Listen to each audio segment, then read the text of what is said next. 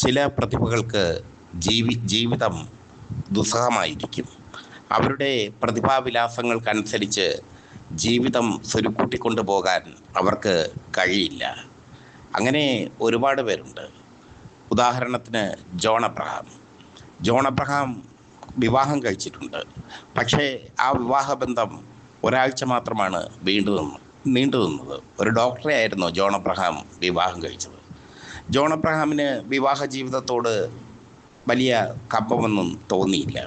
ഒരാഴ്ച കഴിഞ്ഞപ്പോൾ ജോണും ഡോക്ടറും ആ ലേഡി ഡോക്ടറും വേർപിരിഞ്ഞു. ലേഡി ഡോക്ടർ മദ്രാസിലേക്ക് പോയി. ജോണിനെ പോലെ തന്നെ പ്രതിഭാതനായ ഒരു വ്യക്തിയായിരുന്നു മണിസ്വാമി എന്ന് പറഞ്ഞാൽ ഇന്നത്തെ പ്രേക്ഷകർക്ക് അറിയില്ല. കവിയൂർ പൊന്നമ്മയുടെ ഭർത്താവ് മണിസ്വാമി എന്ന് പറഞ്ഞാൽ ഒരു കാലത്തെ പ്രേക്ഷകർക്ക് അറിയാം. മണിസ്വാമി പാലക്കാട് ധനിക കുടുംബത്തിൽ ജനിച്ച വ്യക്തിയാണ്. സിനിമയോടുള്ള പാഷൻ കാരണമാണ് അദ്ദേഹം മദ്രാസിൽ എത്തിയത്. അസാധ്യമായ അറിവായിരുന്നു മണിസ്വാമിയുടെ പ്രത്യേകത. മണിസ്വാമി ആദ്യമായി നിർമ്മിച്ച ചിത്രം റോസി. ആ ചിത്രത്തിൻ്റെ സെറ്റിൽ വെച്ച് മണിസ്വാമിയും കവിയൂർ പൊന്നമ്മയും തമ്മിൽ പ്രണയത്തിലായി. ആ പ്രണയം വിവാഹത്തിലായി. പക്ഷേ പിന്നീട് മണിസ്വാമിയെ അംഗീകരിക്കാൻ കവിയൂർ പൊന്നമ്മയ്ക്ക് ആയില്ല. മണിസ്വാമി വീണ്ടും വീണ്ടും സിനിമകളെടുത്തു. രാജൻ പറഞ്ഞ കഥ, ആഴി അലയാഴി തുടങ്ങിയ ചിത്രങ്ങളൊക്കെ എടുത്ത് മണിസ്വാമി കുത്തുവാള എടുത്തു. ധനികരായ മണിസ്വാമി കുത്തുവാള എടുത്തപ്പോൾ കവിയൂർ പൊന്നമ്മയും മണിസ്വാമിയും തമ്മിലുള്ള അസ്വാരസ്യങ്ങൾ ഉടലെടുത്തു. ഒരു രാത്രി കവിയൂർ പൊന്നമ്മയുടെ വീട്ടിൽ നിന്ന് മണിസ്വാമി ഇറങ്ങിപ്പോയി.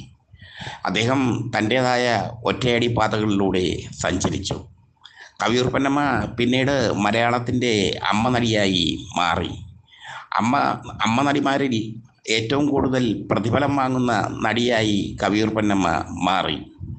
കിരീടത്തിൽ മോഹൻലാലിൻ്റെ അമ്മ, തനിയാവർത്തനത്തിൽ മമ്മൂട്ടിയുടെ അമ്മ വേഷങ്ങളിലൂടെ കവിയൂർ പൊന്നമ്മ നമ്മെ വിസ്മയിപ്പിച്ചു.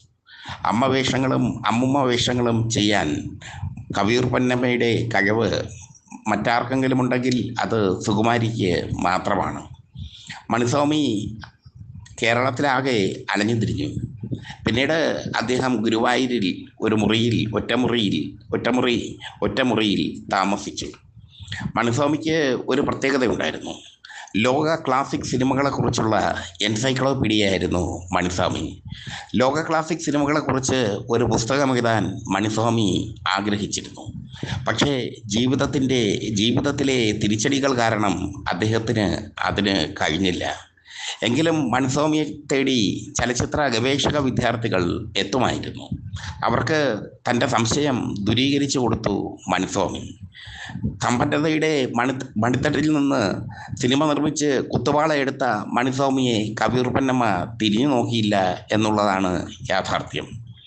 മരിച്ചുപോയവരെ കുറ്റം പറയുകയല്ല, പക്ഷേ തിരിഞ്ഞു നോക്കിയില്ല മണിസ്വാമിയെ. മണിസ്വാമി തൻ്റേതായ ജീവിതത്തിൽ ഒതുങ്ങിക്കൂടി. ഗുരുവായൂരിലെത്തുന്ന ചലച്ചിത്ര കുതുകികളായ വിദ്യാർത്ഥികൾക്ക്, അല്ലെങ്കിൽ ചലച്ചിത്രത്തോട് അഭിനിവേശമുള്ള യുവാക്കൾക്ക്, അല്ലെങ്കിൽ ചലച്ചിത്രത്തോട് അഭിനിവേശമുള്ള എല്ലാവർക്കും മണിസ്വാമി എൻസൈക്ലോപീഡിയയായി മാറി.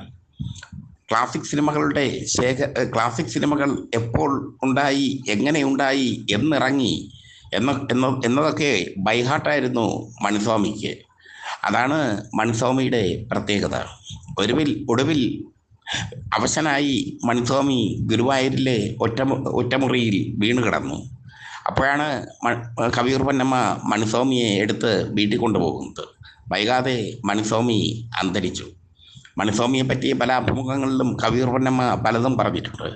മണിസ്വാമി തന്നെ ഒരുപാട് ഉപദ്രവിച്ചു എന്നൊക്കെയാണ് കവിയൂർ പൊന്നമ്മ പറഞ്ഞിട്ടുള്ളത്.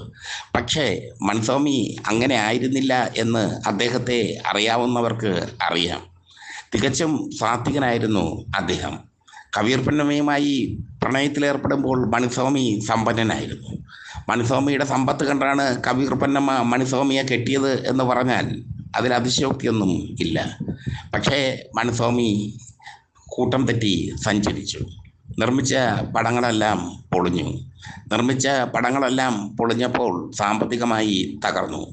സാമ്പത്തികമായി തകർന്ന മണിസ്വാമിയെ കവിയൂർ പൊന്നമ്മയ്ക്ക് ഉൾക്കൊള്ളാനുമായില്ല. ഇതാണ് യാഥാർത്ഥ്യം. കവിയൂർ പൊന്നമ്മയും ഇന്നില്ല, മണിസ്വാമിയും ഇല്ല. കവിയൂർ പൊന്നമ്മയെ എല്ലാവർക്കും അറിയാം, പക്ഷെ മണിസ്വാമിയെ ആർക്കും അറിയില്ല. പുതിയ തലമുറയ്ക്ക് മണിസ്വാമിയെ പരിചയപ്പെടുത്തുകയാണ് ഈ സ്റ്റോറിയിലൂടെ സിനിമാക്കാർ.